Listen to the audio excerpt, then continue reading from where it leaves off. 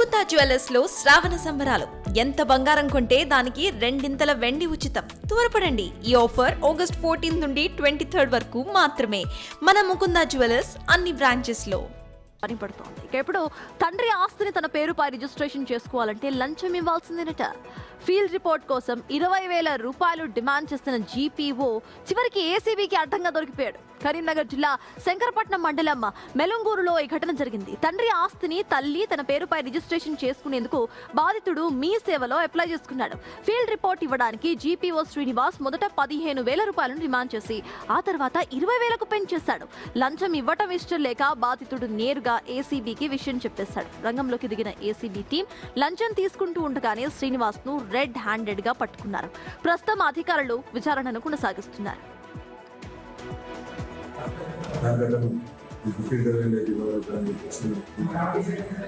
తర్వాత నాకు అబ్బాయి చిన్నప్పుడు ఈరోజు మళ్ళీ వచ్చినప్పుడు మళ్ళీ ఒక 5,000 రూపాయలు డిమాండ్ చేయాలి.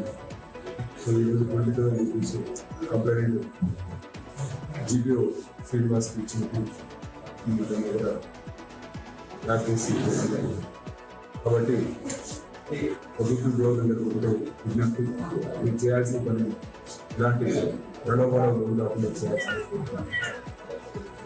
దీనికి సంబంధించి శ్రీనివాసం చేసి జీపీఓ శ్రీనివాస్ ఈ అంశంపై డీటెయిల్స్ మా ప్రతినిధి శ్రీనివాస్ అందిస్తారు. శ్రీనివాస్, గతంలో ఆయన ఎన్ని లంచాలు తీసుకుని ఉన్నారు? రైట్ నౌ ఆయనని అరెస్ట్ చేస్తారు. ఇంకా ఎవరైనా అక్కడ లంచాలు తీసుకునే వ్యక్తులు ఉన్నారా? వాళ్ళ మీద ఎలాంటి నిఘాను పెడుతున్నారు శ్రీనివాస్?